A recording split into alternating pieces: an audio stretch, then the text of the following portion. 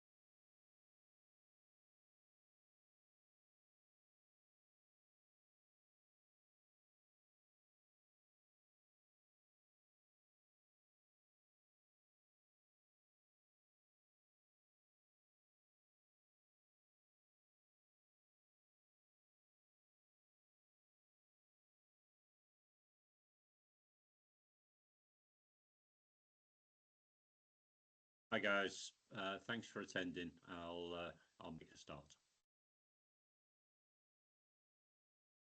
Sorry again for any adverts.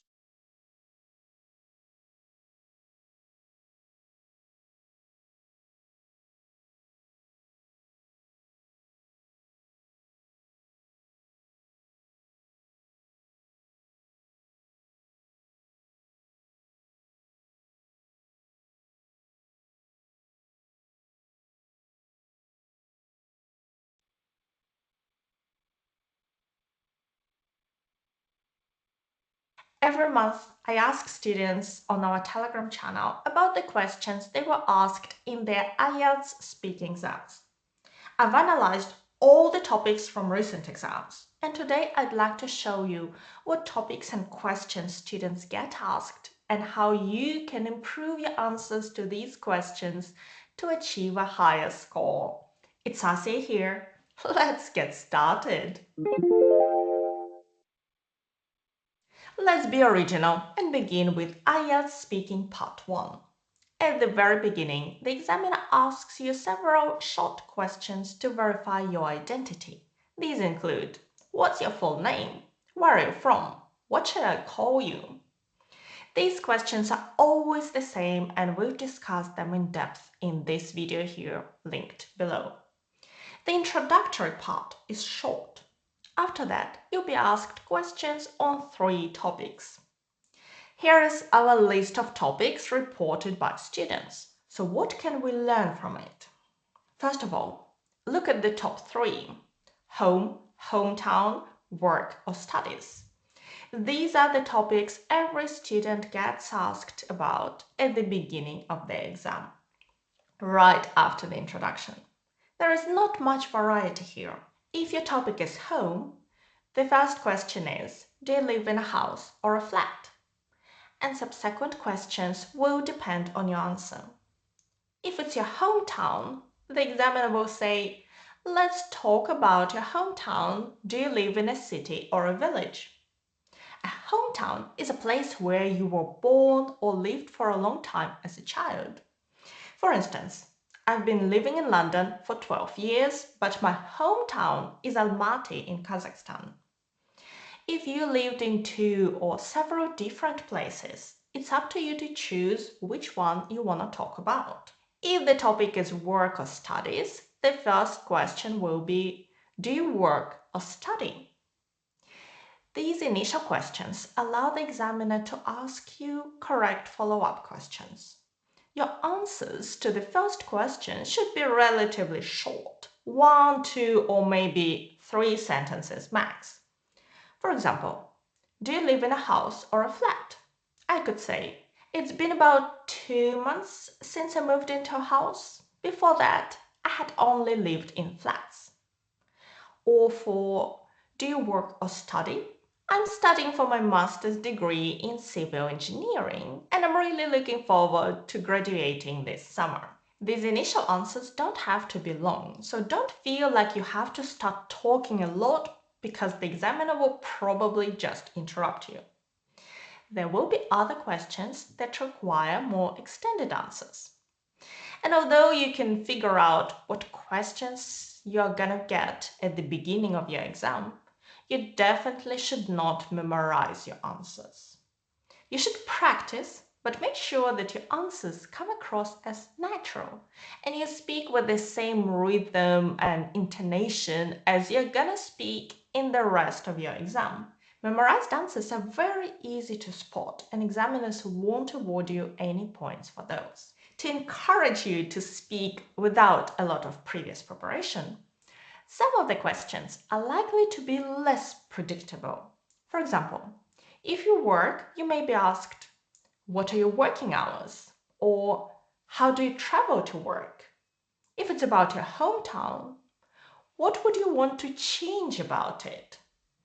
I guess you can already see how you can give longer answers. For example, I could say, I wish more could be done to improve the air quality in this city. Almaty is surrounded by beautiful mountains, but because it's so protected from the wind and the population and the number of cars are growing fast, The air is becoming more and more polluted every year, particularly in winter. So this answer is a bit longer and uses slightly more complex vocabulary and grammar than our first answers. But generally, the first topic is to warm you up to help you settle in. And then you're going to be asked questions on two other topics. And here we have a much greater variety. Some classic topics have been used for years and continue to be used today. For instance, books, films, music, weekends, and wild animals. I was actually asked about this topic in one of my exams, and it caught me completely off guard because it felt like those questions were for small kids. So be prepared. Other topics are more unusual. Advertisements, ambitions, bags, fixing things, geography, helping others, ice cream, maps, rain, and video games. Although students reported that they were asked about these topics in real exams, it doesn't mean that's what you're gonna get. Some questions get dropped and some come back. We see it clearly because topics we covered a couple of years ago are used again today. But the aim of this video is to show you the range so you know what to expect and not to predict topics for your test. So, what kind of questions can you expect? The first question to each topic is usually quite general. Let's talk about ambitions. Do you consider yourself an ambitious person? Here is a sample answer.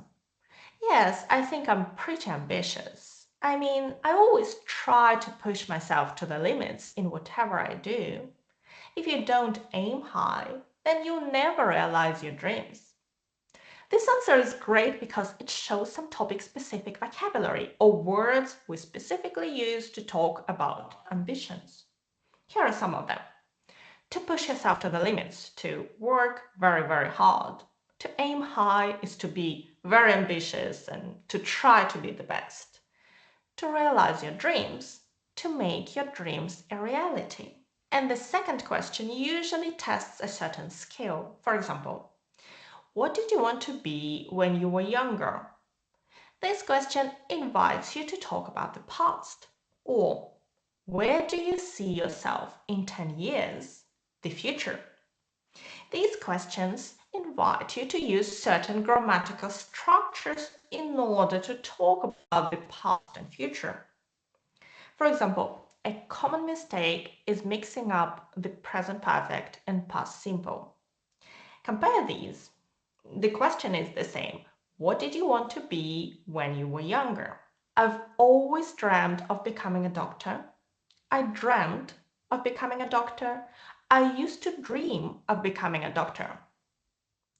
Can you feel the difference? Have dreamt is in the present perfect. This means that I'm either a doctor, starting to become a doctor, or still dreaming about it. For example, yes, I've always dreamt of becoming a doctor, and now I'm on the second year of my medical degree. I dreamt means you don't dream about it anymore. Similarly, I used to dream means that this is a past aspiration that is no longer true. Like in this answer.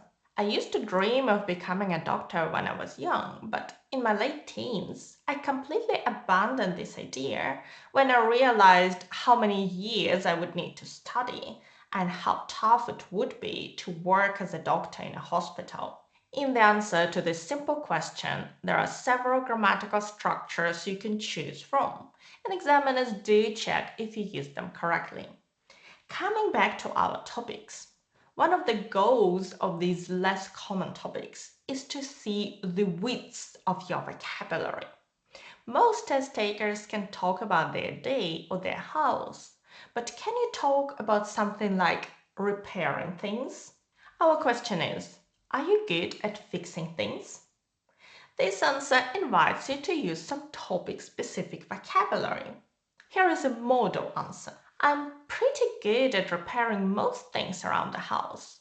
I'm good with my hands and I have a toolkit with all you need, screwdrivers and so on. So simple plumbing jobs like fixing a leaking tap or something similar, I can do. But one thing I don't touch is electrics. Anything to do with wires scares me a lot. There are a lot of topic related words in this answer, right? Let's have a look at them. A toolkit is a box containing tools for repairing or making things. A screwdriver is a tool used for turning or driving screws. Plumbing, that's the system required to supply water or heating, like pipes, boiler, radiators. Leaking, when water is dripping from a tap or a pipe, it's leaking. And a tap is where your water is coming from in the bathroom. Wires. Electrical wires conduct electricity. And we also have a couple of idiomatic phrases. You can say that someone is good with their hands if they're skillful. And one thing I don't touch. This means that's something I never do. But in our case, quite literally, it's better to never touch electrical wiring. This answer would definitely score high for lexical resource, even though it doesn't have any big complicated words. But it shows that the student can express thoughts with precision and natural control. This is a band 9 answer. Probably you don't know as many topic-specific words, but as long as you can talk about the subject freely enough, you should still be able to get a band 6, 7 or even 8.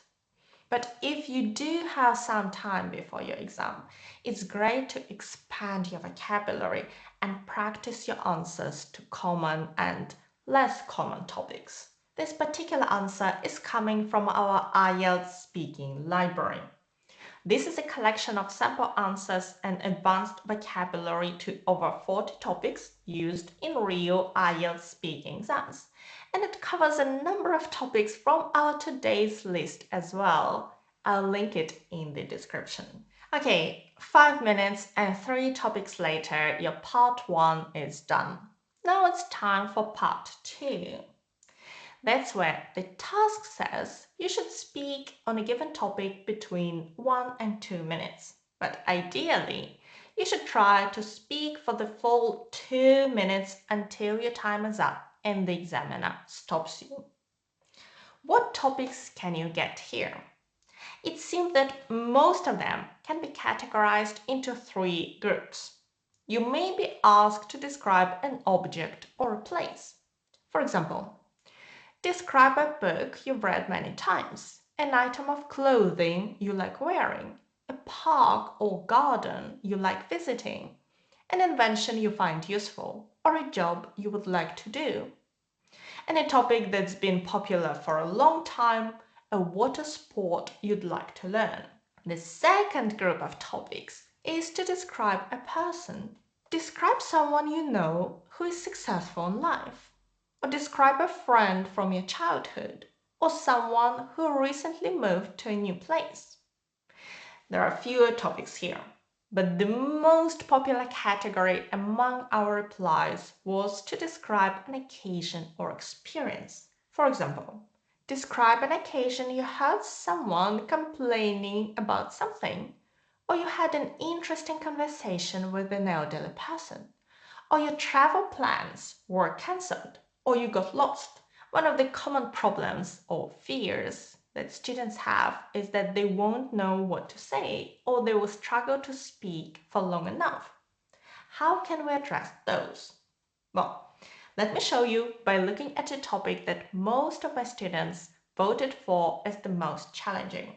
Describe a person who loves to grow plants. Here, it's important to read the topic carefully and think about what it actually asks you about. It's not asking you to describe how to grow plants. Yes, if you know some topic-specific vocabulary, it's great and you should definitely add it to your answer. But that's not the main purpose of the answer. The focus is on talking about a person. Have a look at the bullet points first. Who the person is. how you know this person. These 2 bullet points don't mention plants at all. Then there is one which asks about what type of plants he or she grows. But it doesn't tell you that you must go into a lot of detail. And the last bullet point is quite key. Explain why growing plants is important for this person. This last bullet point allows you to use more complex grammatical structures in your explanation, so you should always try to cover it. But overall, out of 4 bullet points, only 1 talks about plants directly. Sometimes, to find a good story to tell, you just need to reframe the question for yourself a little bit. In our case, what kind of plants can we talk about? This might be about houseplants or gardening, growing flowers or fruit and vegetables, planting trees or farming.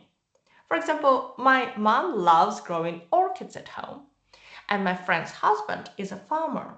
I could talk about either of them.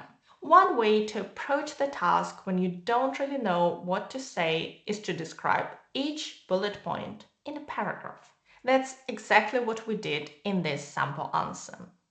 We have a paragraph about the person, my neighbor, then a little story about how I met him, a paragraph about what type of plants he grows. So in this paragraph, there is indeed some topic-specific vocabulary because this is a model answer. But if you don't know specific words, you could give a more general answer. After all, you don't need the maximum IELTS score to pass, right? So your answer doesn't have to be perfect. And the last paragraph is explaining why growing plants is important for him. I find that sometimes following those bullet points is an easy way to give a coherent answer, like in this case. If you'd like to read this answer, please pause the video now. In other cases, some of the bullet points may not help you. For example, if I chose to speak about my mom, I would hardly give a paragraph about how I met her, right? In this case, you can concentrate on telling this story and addressing the main question at the top. And as I mentioned before, also the last bullet point explain why. And if you manage to speak for 2 minutes, the examiner will stop you when your time is up. Don't worry if you don't finish the story. However, if you run out of things to say and there is a little bit of time left, the examiner may ask you 1 or 2 short follow-up questions at the end. For instance, would you like to start growing some plants yourself? These questions still belong to part 2. Your part 3 begins when the examiner tells you, now it's time for part 3. Indeed, it's time to talk about it. And arguably, this is the most important part of your exam. IELTS speaking part 3. Just like in part 1, the examiner will be asking you questions and this part will last between 4 and 5 minutes. But there are some significant differences. First of all, the approach to questions is different. Questions will be somehow related to your part 2 topic. For example, if your part 2 was to describe an occasion when you borrowed something from a friend, then in part 3, the examiner will have 3 sets of questions in front of them. These might be sharing things, sharing feelings, and sharing intellectual property. Basically, sharing or not sharing valuable information between companies or governments. Unlike part 1, where examiners read questions from a list, in part 3, they formulate questions themselves. And in our example, talking about sharing things is easier than about copyright and intellectual property. So depending on your performance, examiners will choose 2 sets of questions for you, the easier set 1 and 2, or the more difficult 2 and 3. And before we look at some sample answers, here are the topics from part 3.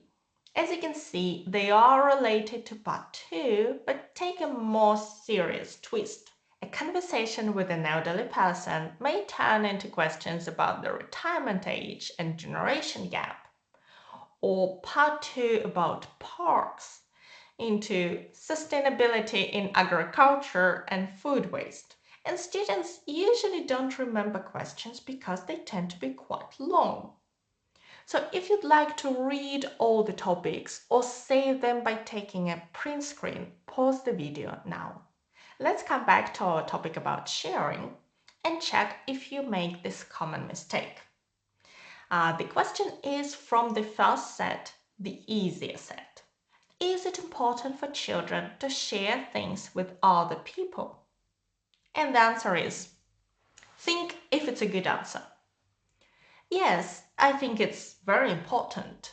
When I was little, I had a friend who really didn't like to share her bicycle with me, but she always wanted me to share my toys with her, and so on.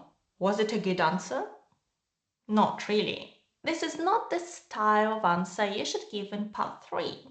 It would be okay in part 1 because part 1 is more personal. These are questions about your life and your experiences. Part 3 is more abstract. It's about general questions and problems. That's why in part 3, you should try to give more abstract answers about people in general instead of using yourself or your friends as examples. Here is one way to answer this question. Yes, I can think of some very good reasons why children should be taught how to share with others. It helps them show that possessions are not everything. For instance, if one kid has a toy and another one doesn't, then sharing that toy will be fun for both of them. And although they may not be aware of this, it builds friendship and trust. When you meet adults who haven't learned how to share, you can see how selfish they've become, and that can make their lives pretty miserable because nobody wants to spend time with someone selfish. Anyway, it's always much better and more effective to do things together. Have you noticed the length? Part 3 answers can be up to a minute long. If it's shorter, the examiner can also ask some follow-up questions to help you extend your answers. But try to do your part. What can you talk about? The examiner is looking for your ability to weigh pros and cons and provide reasoned arguments or opinions, using examples or evidence where appropriate. Let me show you how to use examples without making them personal. Our set 2 question about sharing feelings is: what problems does it cause when people aren't very good at sharing their feelings? Here is one way to answer. Yes, that's a difficult question. I mean, a lot of people in my country are not so good in this respect. They're not at all open, and that can give other people the wrong impression. If you don't say how you feel, how are others going to understand you? A lot of people are very shy and are afraid to express themselves. So they often give the impression that they're just not interested in what someone is saying. Or if you just keep all your feelings inside, there may be a moment when you just explode and say or do something you will regret. So it's important to manage your feelings properly. Okay, to avoid making your answers too personal, you can still take examples from people you know and generalize them. If the examiner thinks you're particularly strong and are likely to get a band 7, 8 or 9, they will ask you the most challenging questions from set 3. In our case, sharing intellectual property. Do you think it's important for scientists and companies to share their research?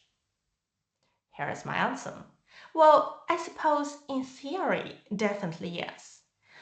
If we're talking about making things better and about scientific progress, then we should share knowledge.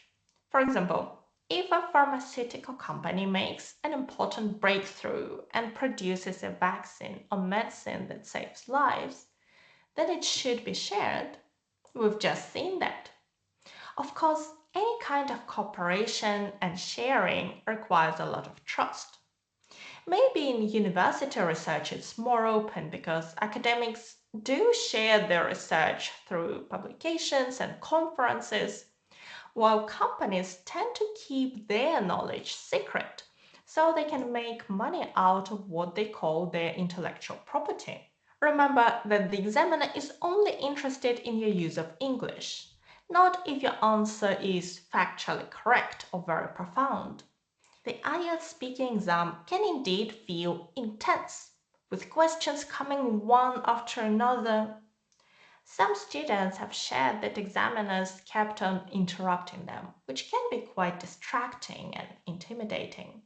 However, in most cases, that's because examiners need to manage time. When preparing for your exam, practice with a timer to understand how long your answers should be.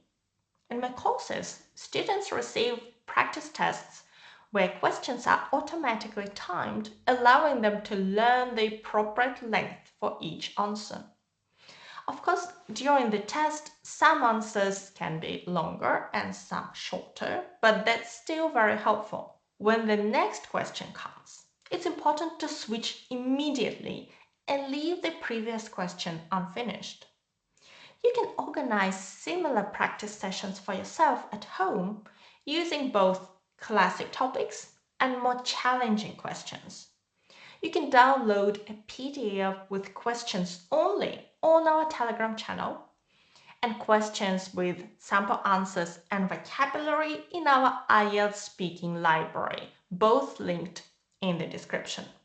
And if you'd like to learn some useful phrases to extend your part 3 answers, watch this video here. Thank you so much for watching me today. Good luck with your preparation and your exam. Bye. I'll be your examiner.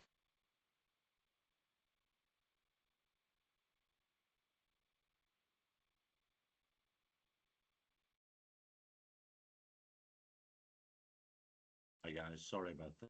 Yeah, it was the same. Right, next one isn't. Sure.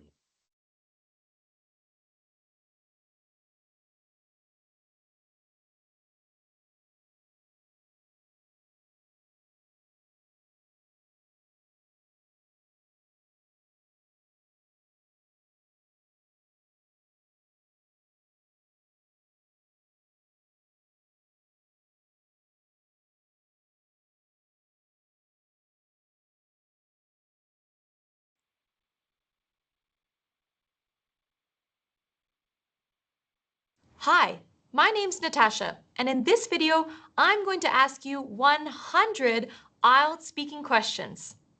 Your answers to these questions should be short, but not too short, so I'll give you 15 seconds to answer each one. Ready? Let's go. Let's talk about pets.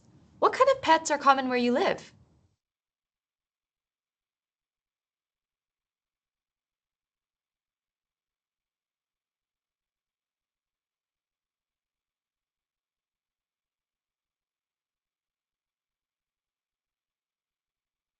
Did you have a pet as a child?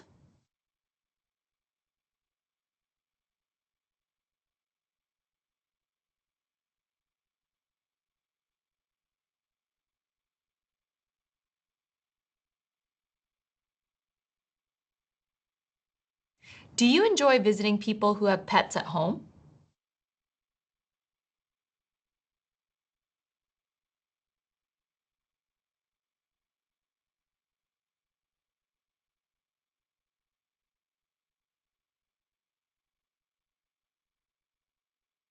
Are there any animals you would never keep as a pet?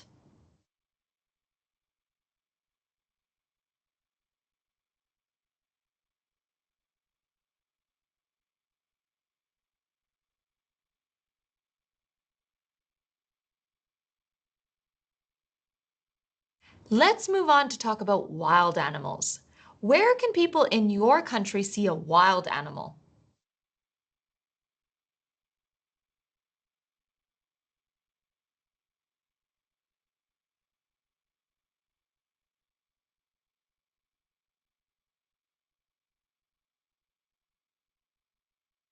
When was the last time you visited a zoo?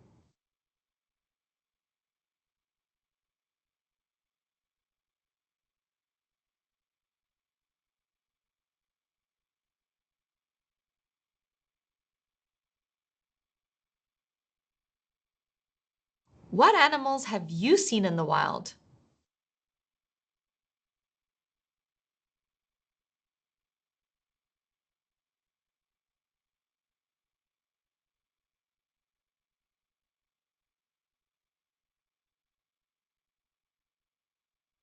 Do you like watching TV programs about wild animals?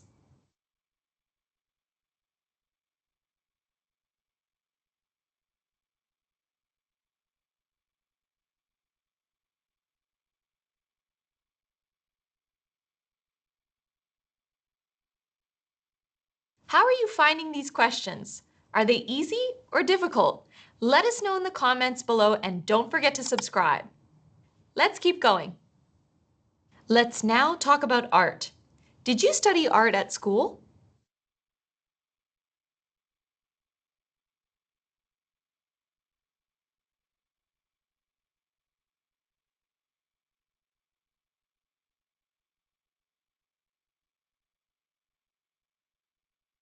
Do you enjoy creating art?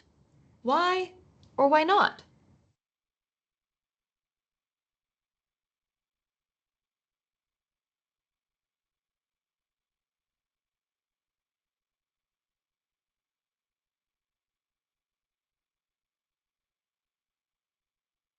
Have you ever visited an art gallery?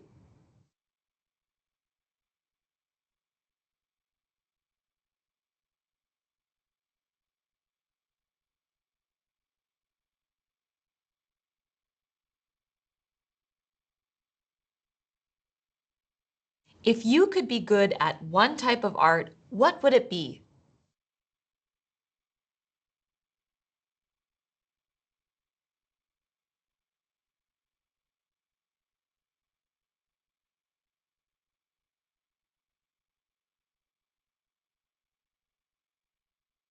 Let's talk about mobile phones.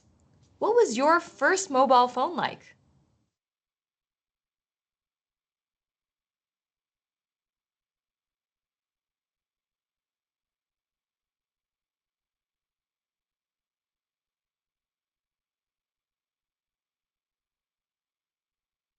Do you use your mobile phone mainly for work or for personal reasons?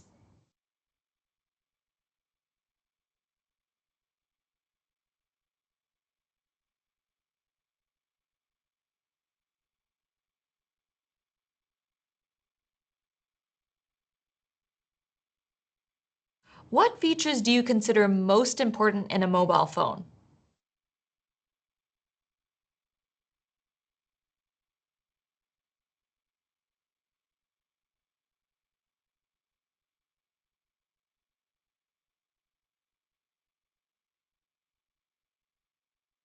Are there times when you prefer not to use your mobile phone?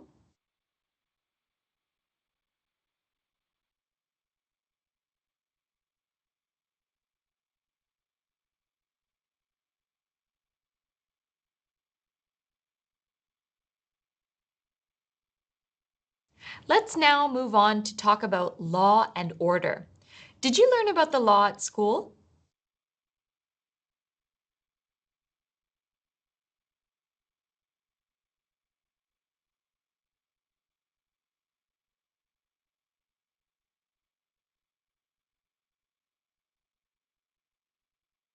Do people generally follow the traffic laws where you live?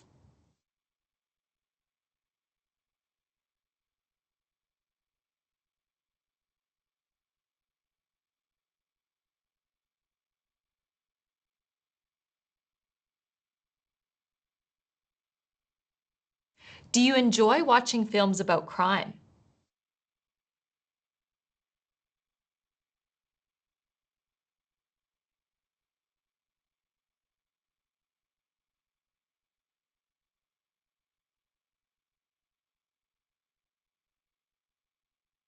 Would you like to be a police officer? Why or why not?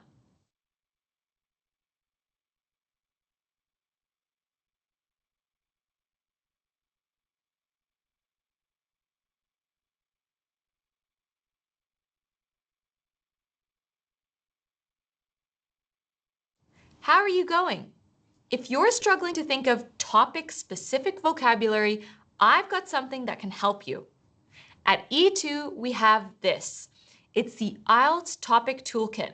It's a 100-page ebook that includes the top 20 IELTS topics, vocabulary, resources, speaking questions, and sample essays.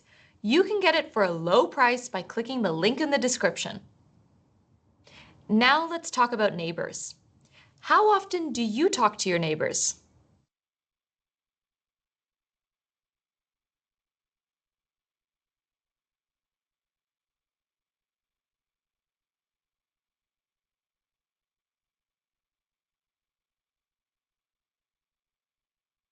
Have you ever helped a neighbor with a problem?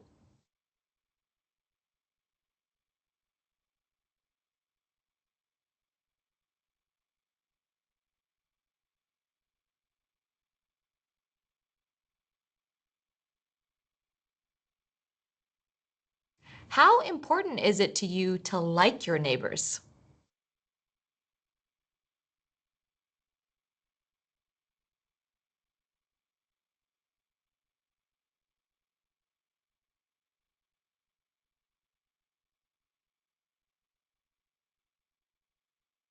Would you like to live in a place where neighbors know each other well?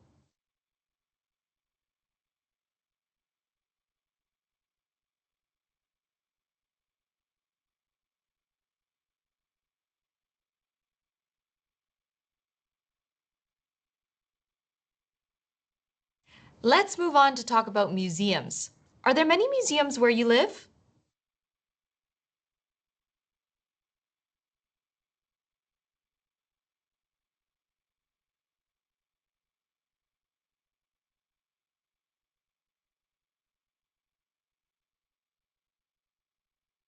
When did you last visit a museum?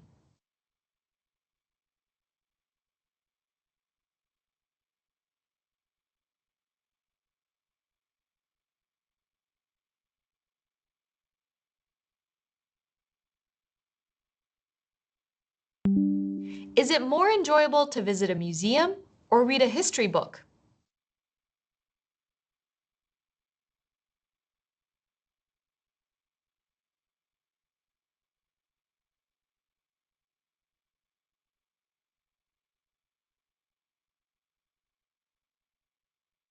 Do you like visiting museums when you travel overseas?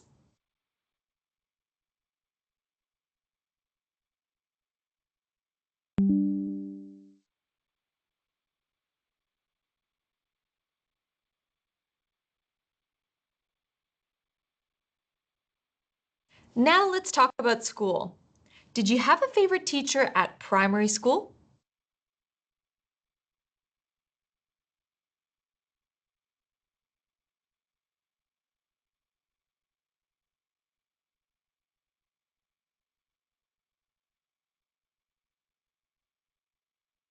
Which subjects did you enjoy in high school?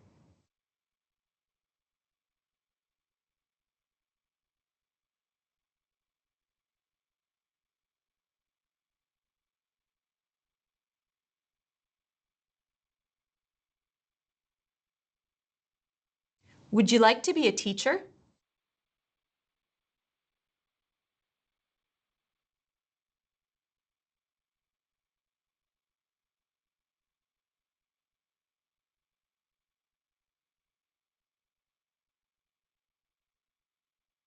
Do you think that schools in the future will be different from the schools you went to?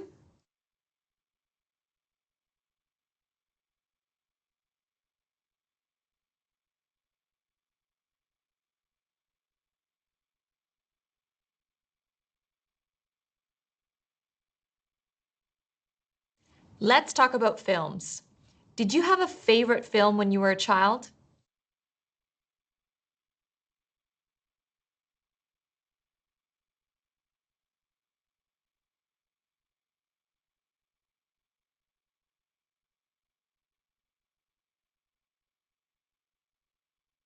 What kinds of films do you enjoy now?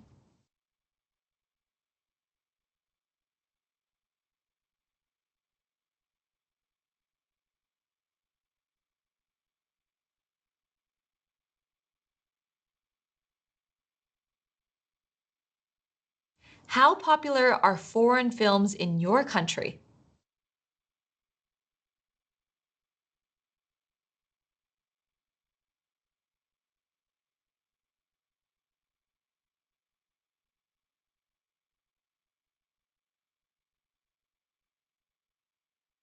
Do you prefer watching films in a cinema or at home?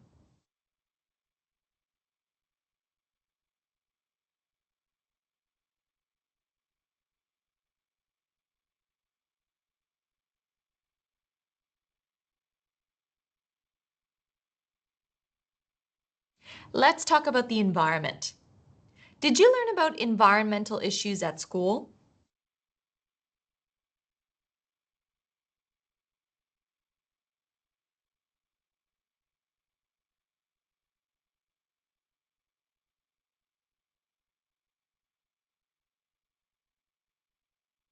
Are there many environmental problems in your country?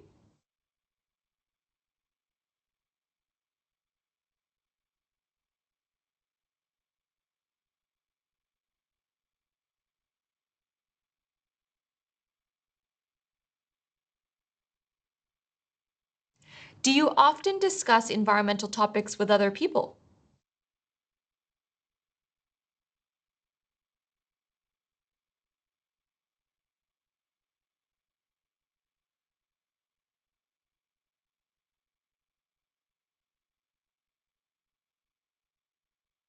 What are some of the things you do to help protect the environment?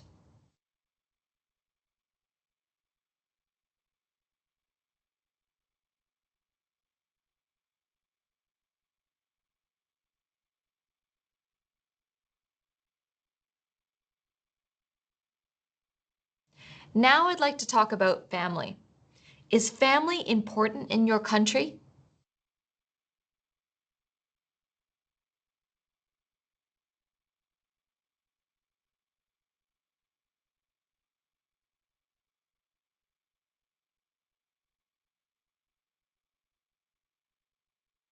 Do you have a large family?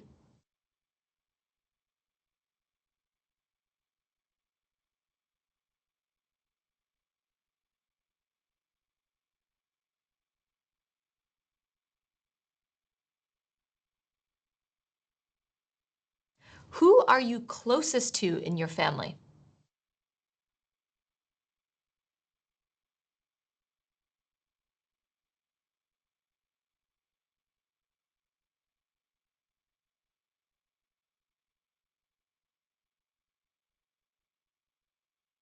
Do you prefer spending time with family or friends?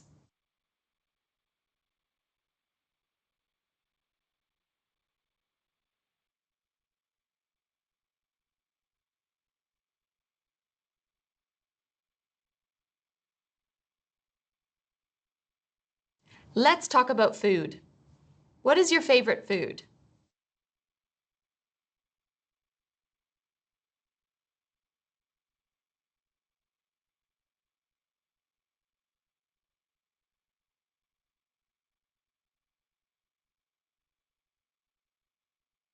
Have your food preferences changed since childhood?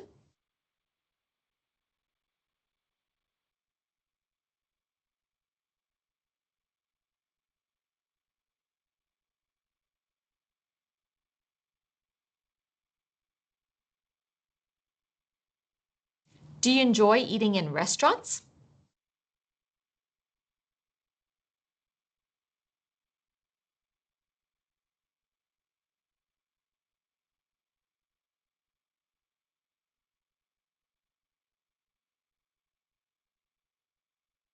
What kind of food would you like to try?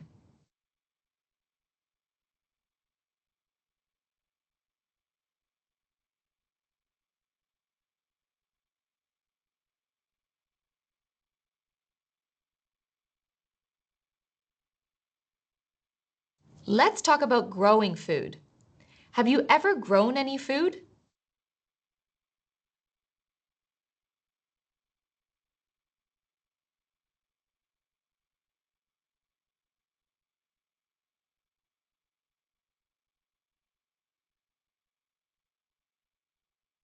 What kind of foods grow near where you live?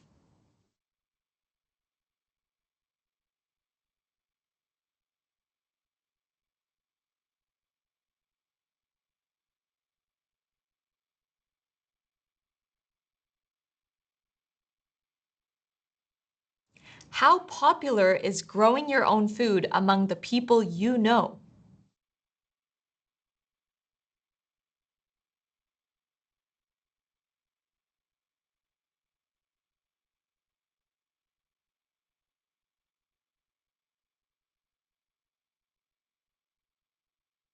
Would you prefer to grow food or to grow flowers?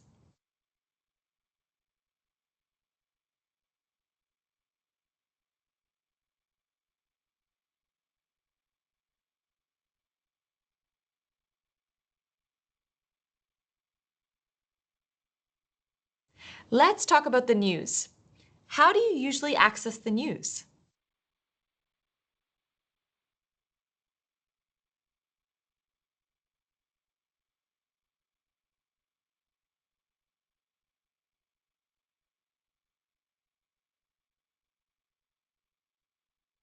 When was the last time you bought a newspaper?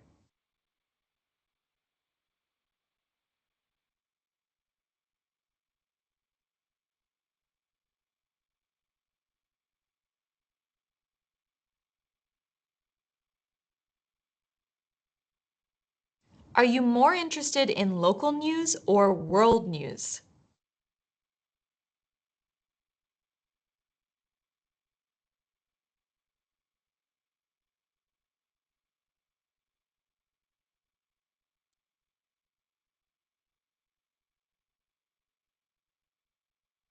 Do you enjoy discussing global issues with other people?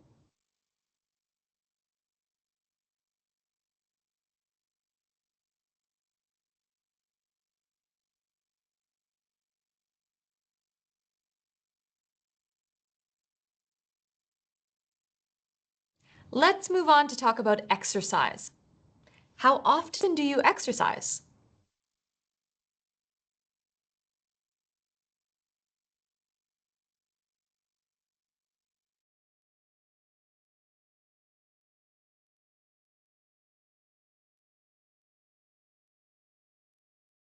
Do you do the same type of exercise now as when you were younger?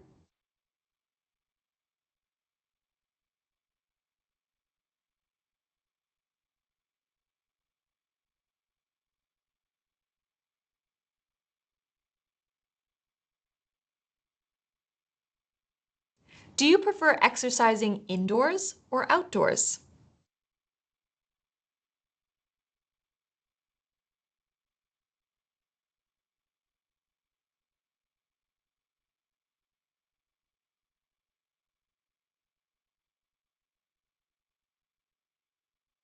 Is there anything you would like to change about your exercise habits?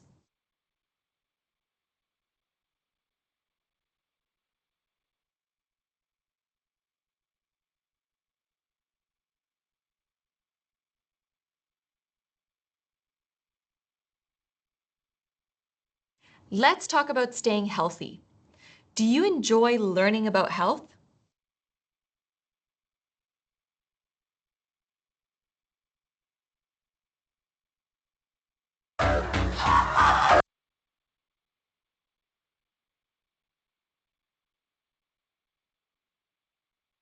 What do you do to take care of your health?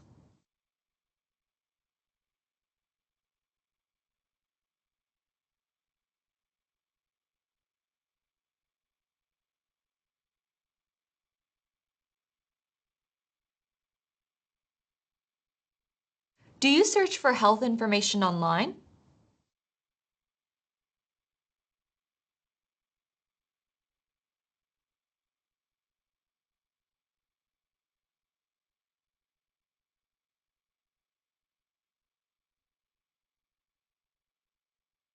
Is there anything you could do to be healthier?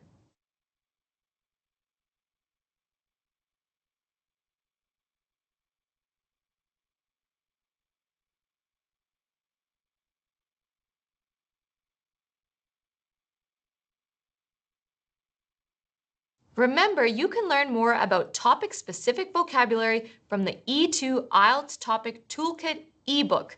The link is in the description. I'd like to talk about social media now. When did you first start using social media?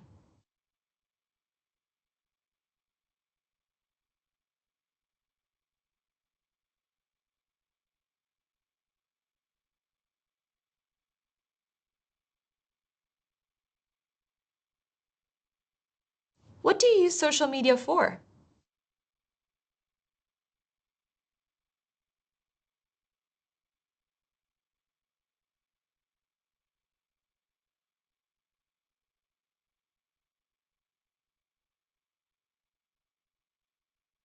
Do you sometimes share too much information on social media?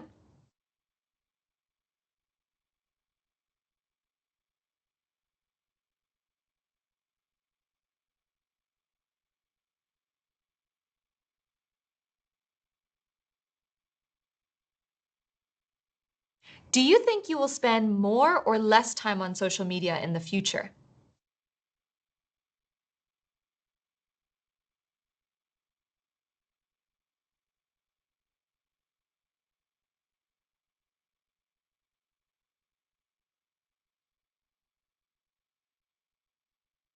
Let's talk about money.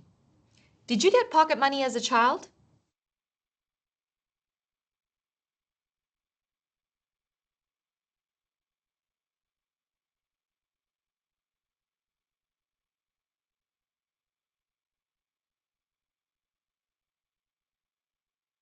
How difficult is it for you to save money?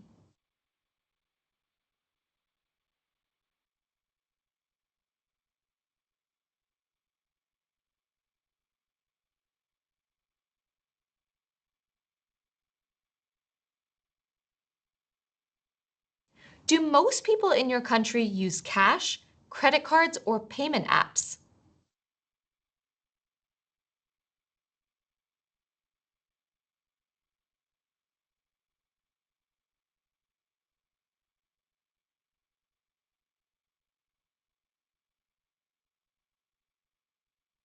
Is there anything you could do to earn more money?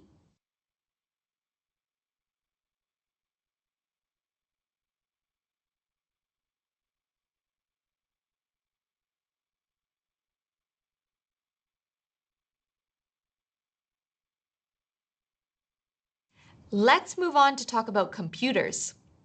How did you learn to use a computer?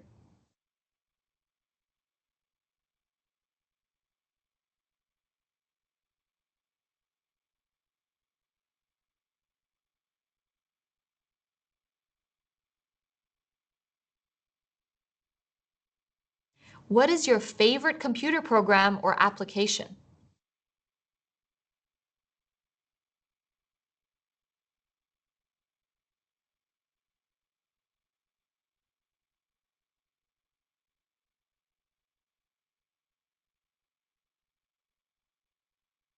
Have you ever had a problem with a computer?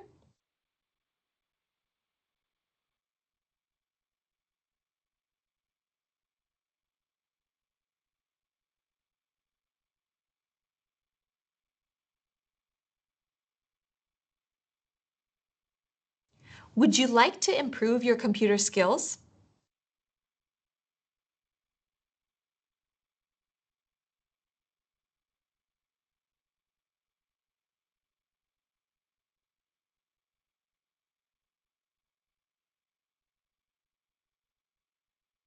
Now I'd like to talk about space.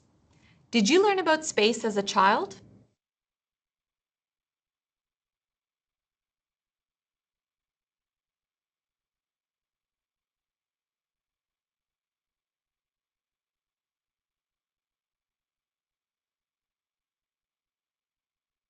Do you ever gaze at the stars?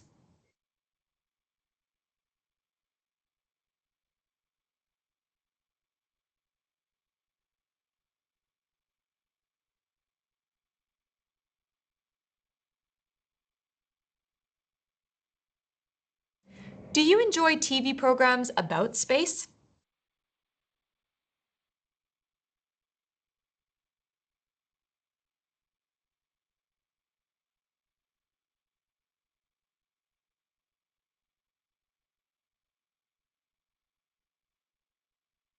Do you think it would be interesting to visit other planets?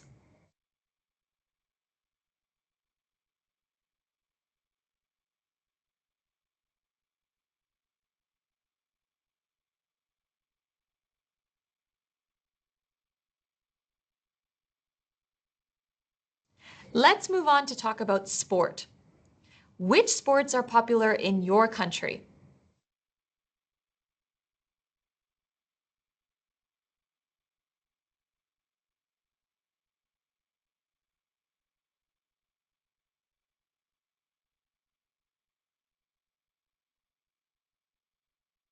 Do you enjoy watching sports?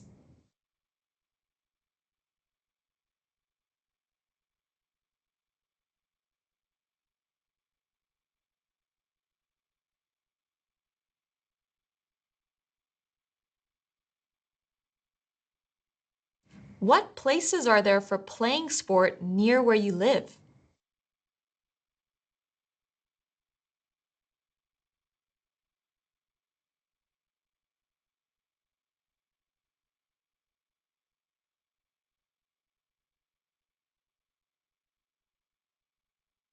Is there any kind of sport you would never do? Why?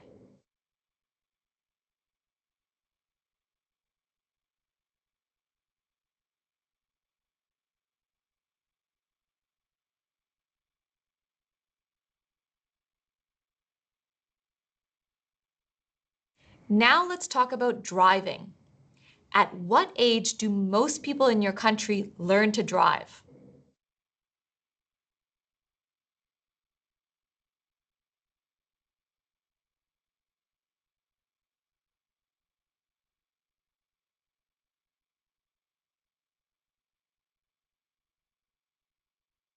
Do you know how to drive a car?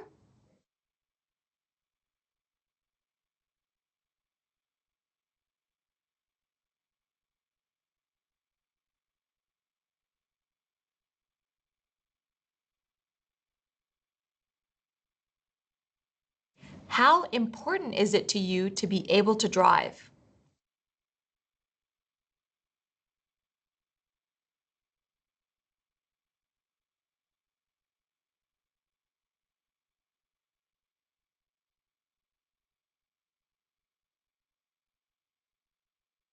Do you think it is more enjoyable to be a driver or a passenger in a car?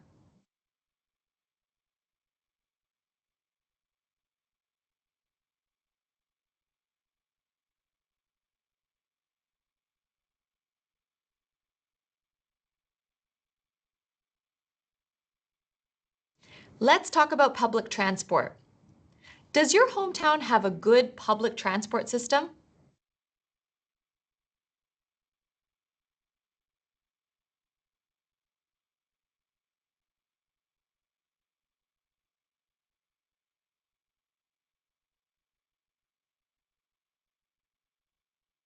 How often do you take public transport?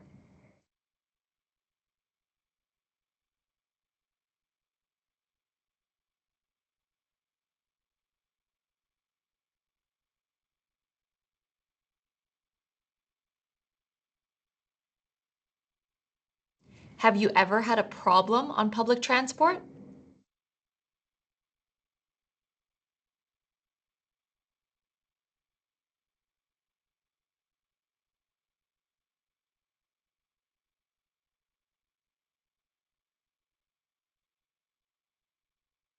What would you like to change about the public transport system where you live?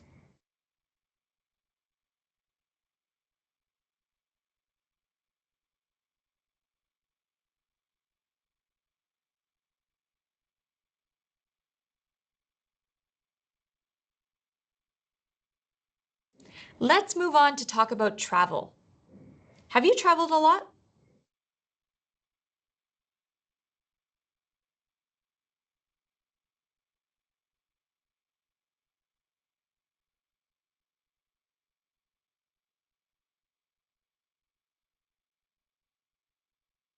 Do you prefer planning your trip or letting someone else do it?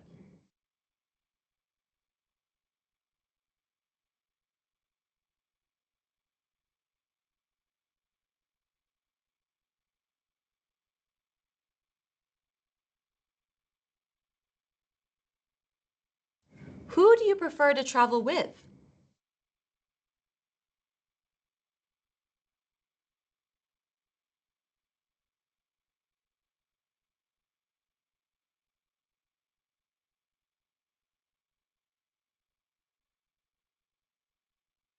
Where would you like to travel to in the future?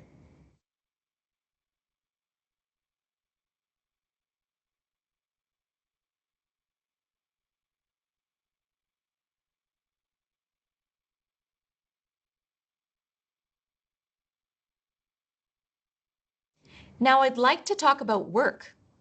Have you ever had a part-time job?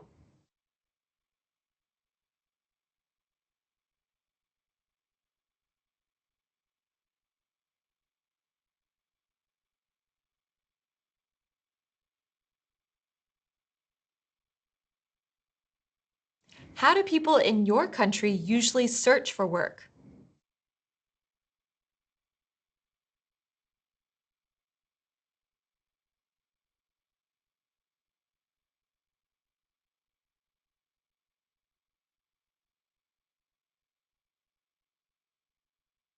Would you prefer to work for a small company or a large organization?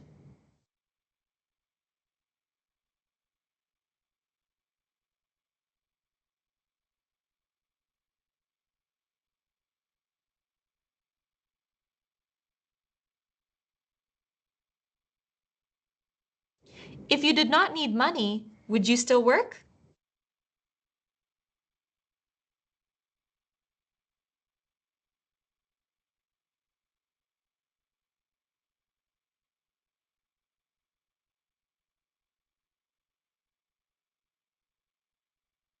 Whoa, that was a lot of questions. On test day, you'll be asked on average 10 questions, not 100, but it's always good to practice. Remember, if you're struggling to think of topic-specific vocabulary, you can purchase the E2 Topic Toolkit ebook by clicking the link in the description. If you like this video, please let us know in the comments. See you next time!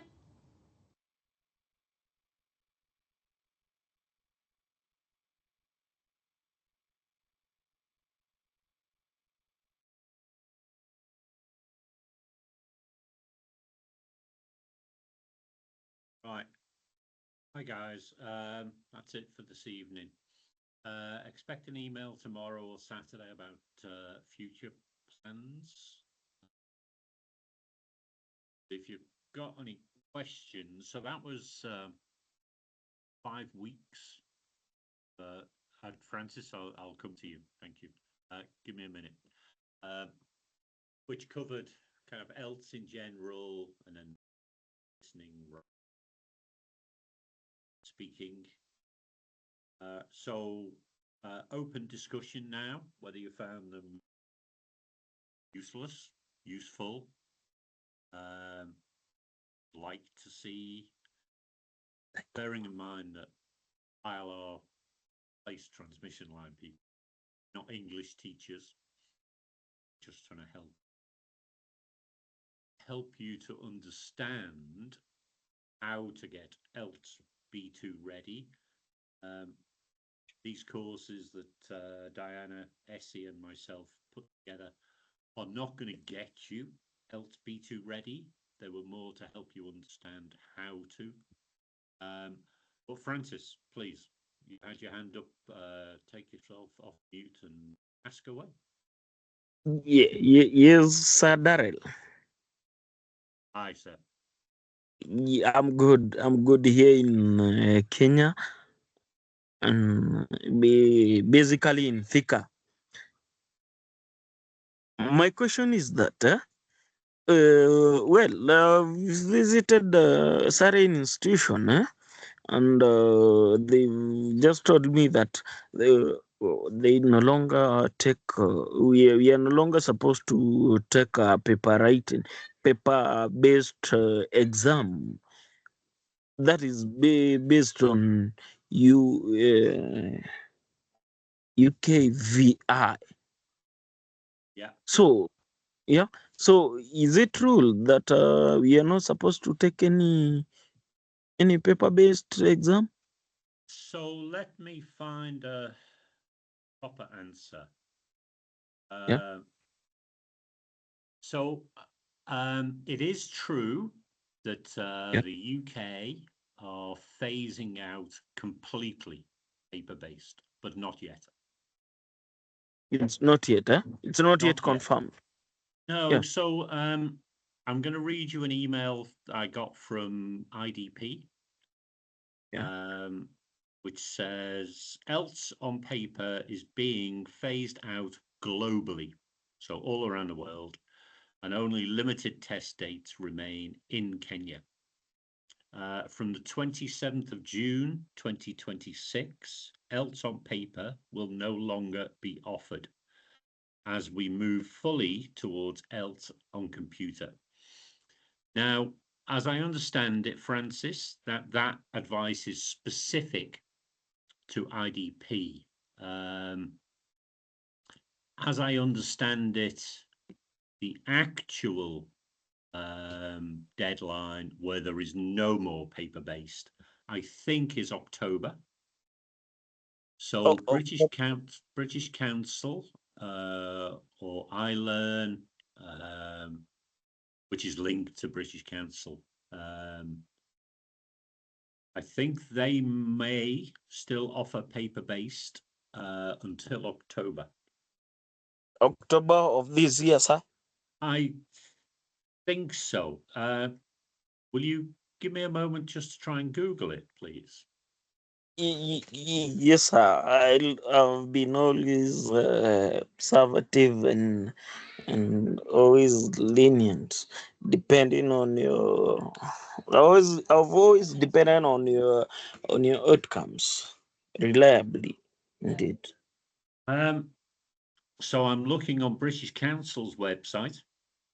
Yeah. And by the way, you can Google things as easily as I can. Look, I'm not an English language expert, even though I was born in England. But when I Google it, Yeah. it also says the 27th of June. 27th of June. So you see we don't much depend on computer system. Maybe we are good in paper writing, in paperwork. So once when we are told that you can do your exams on paperwork, so we feel somehow we are frustrated. We may feel frustrated because we have to learn more skills. I agree. And learning keyboard skills and Yeah. how to type quite fast at the same time as trying to concentrate on the exam questions, that kind of multitasking is very difficult. We recognize that you're line workers.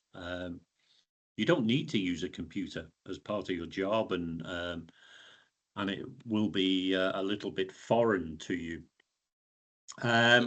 So the only advice I can give you is forget the October date I gave.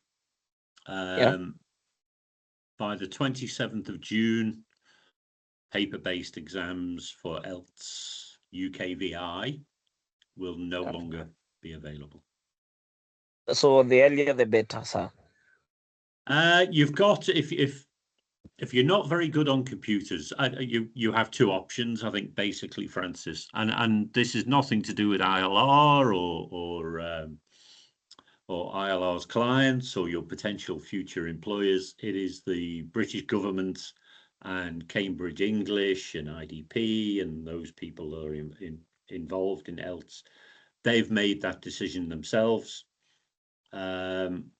So you can either do your exam before the 27th of June if you really must, or you have a much better chance of doing it paper-based, or you need to practice and master your computer skills as well as mastering your English to get to IELTS B2. There are no other options than that. I'm sorry, Francis. Great Okay, question, okay, though. okay. Hey, thanks for your answers. Then we'd rather do it the earlier the better because computer skills are not so easy. You see, you also have type. Maybe you can have type in errors and more so. It's all right.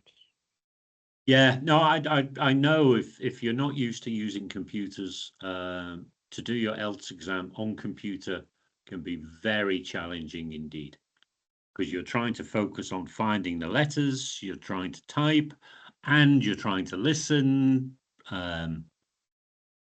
Yeah, can be very difficult, but that's what it is. So 27th of June is that cutoff period. And don't forget that many people will be in a similar situation as yourself, Francis, and many other ILR candidates. So you can expect that any More, paper-based exams will get very full and very booked up. thank you, sir. Then All right. would rather. Okay, So I appreciate it, sir. I don't know. You're welcome, Francis, and I'm sorry to interrupt you, but please don't forget that you can book your IELTS exam today, Yeah, for example, for 26th of June. You can book it way in advance, and you don't have to pay until 2 or 3 days before. So to make sure, if you are planning to do paper-based before the 27th of June deadline, you could book it now and you don't have to pay until 2 or 3 days before it. okay. I So got you. that, I got it. yeah, I got yeah, you. I get you, sir. all right. Yeah. Because the bookings in June for IELTS paper-based are likely to be in very high demand because lots of people will be thinking the same as you, Francis, that they don't want to do it computer, they want to do it paper-based. So slots for the exam will be in high demand. But yeah, you Yeah. could book it now, and you only have to pay 2 or 3 days before, I believe. Uh, thank you in advance. I appreciate that, sir. No worries. Are there any other questions from anyone else? I've no idea, or we've not finalised plans yet of what future help and assistance we might be able to offer with free tutorials or webinars. I have reached out to several agencies. In fact, the Irish guy whose YouTube content I've used quite a lot, and I'm a big fan of. I've reached out to him, but they don't do partnerships or group sessions, and their VIP courses, as you will have heard him refer to many times, they're like $500. Uh, um, so they're very expensive. There are tutors in Rwanda, Uganda, Tanzania, and Kenya. Their initial quotes tend to be 15,000 shillings. I don't know how many hours that gets you, but you do have to attend in person. None of it is online. You might be able to negotiate them down to 10,000 shillings. And from memory, I think that gives you maybe 3, 4, or 5 days of a tutor helping you privately and specifically. Some candidates have found it helpful and have passed. Other candidates have found it not very helpful and not passed. So there is no right or wrong way. And of course, we recognise that even 10,000 shillings is a lot of money, and then the time off work to be able to attend. We know it's a big demand, but there's no way around this, guys. And seriously, we have more jobs available with clients at the moment than we have candidates with IELTS B2. So we said it at the weekend candidate monthly update. If you come to us with an IELTS B2, we will get you a job in UK. Right. Hopefully, everyone will be attending the score band. Yeah, and please do consult with us. Any help or guidance, or questions or queries you may have, we'll do our best to answer them. Always in your best interests. But yeah, Simon and I, historically, well, Simon's more of a linesman than I am. I was more project management and company management, but we're not English teachers. And we've seen it with so many candidates that they don't put enough work in, they sit there else, and they don't do very well. So try to have a balanced and pragmatic approach about it. Don't be overly optimistic.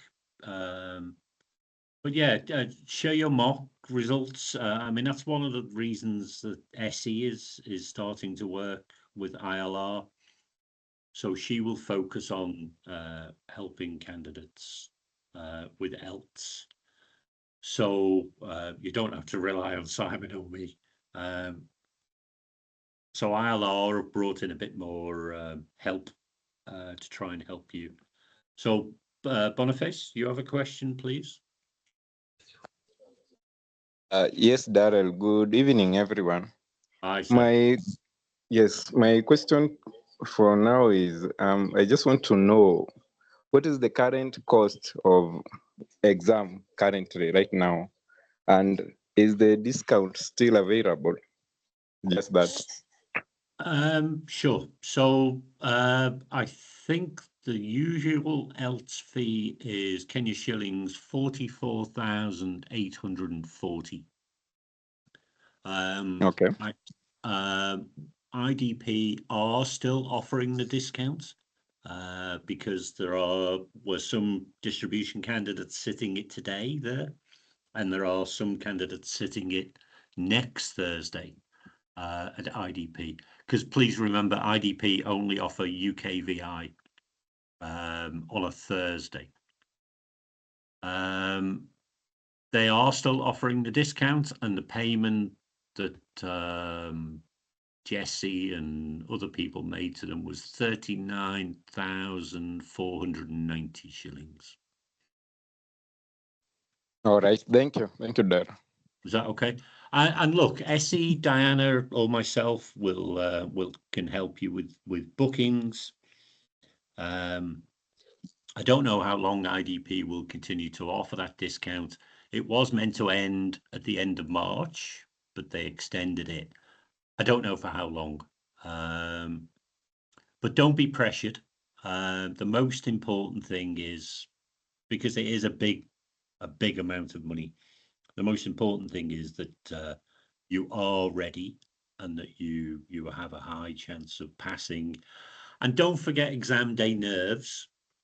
That's why we say in your mocks you should be trying to get to a score in each category of 6, 6.5, even 7, because then on the day when you're nervous because you're in a very controlled environment, I mean, they use metal detectors to make sure you're not smuggling phones and other things in. it can make people very nervous because you're under pressure.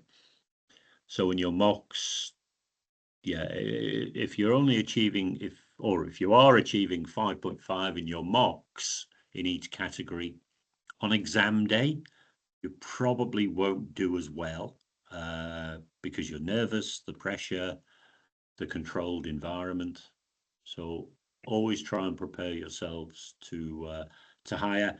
And look, I'm not in Nairobi at the moment, but when I am back there, I will continue to press British Council, iLearn, and IDP, who are the main players, to continue to offer discounts or to introduce discounts. And to clarify, ILR don't get any kind of commission for this, okay? We just want you to achieve B2 so that you're available to place with clients in UK. So SE will play a much bigger role in this in the coming weeks.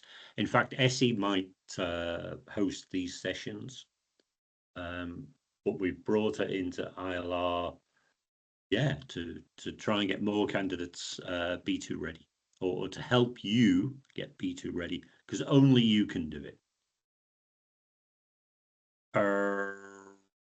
Right, I'm gonna have to say K1D9 guest, because I don't know your name. Sorry, you've got your hand up. Okay, thank you. I'm Felix. So I registered as K1. Hi, Felix. Hi, good evening. Hi. And good evening to all members that have managed to join. I just have one question, but I feel free for everyone, anybody who managed to grasp that part to help me with. I have a problem with the listening part. I was asking how to handle it. I was asking whether someone can pause in between when the audio is moving on, at least to answer some one or two questions. Or the audio part, you cannot manage to pause it. That's the question I had. So I've actually sat the listening module as a mock, and I found it very difficult as well, Felix. Because for me it was more of an IQ test than an English test. I don't have any specific advice I can give you. What I can try and do is connect you with some of the guys who have passed B2. So let me give that some thought and check on their availability, please. And there are, yeah, there's 14 candidates who already have B2. 8 of them will be flying out of Kenya, Rwanda, and Tanzania later this month. The other 5 don't have their contract of employment or dates yet. So yeah, I'll get their opinion and try to understand their availability and willingness to check that they're willing to do it. To give you some advice as to how they did it, but it really is a mixed bag, Felix. Some of the guys passed first time immediately. Others have had to sit 3 or 4 times, but for them it's worth it because they'll be on an aeroplane by the end of May and starting their new careers with very, very good contracts of employment. And by that I mean pension, holidays, all the terms and conditions are very, very reasonable. So yeah, I'll try and arrange some sessions with those guys because their experience could be invaluable for you all. All right. All right. Anyone else? I mean, all your names here. Well done to you for attending all of these. You're obviously very serious about it. That's great. ILR are very serious about placing you because there are so few of you who seem to be really, really making the effort. There's 4 guys who had jobs on offer and didn't even bother trying. 4 of them, yeah, haven't even sat. It's not that they're not capable, they just didn't try. They didn't dedicate their time to learn. So whilst they would have had contract of employment for the UK, they don't anymore because they haven't put the effort in that you guys seem to be doing. So that's recognised and appreciated.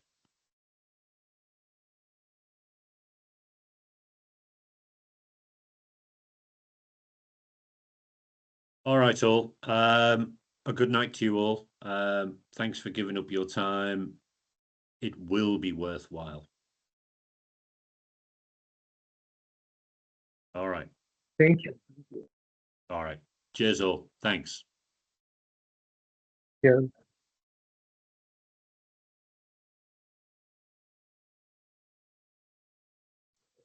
Thank you.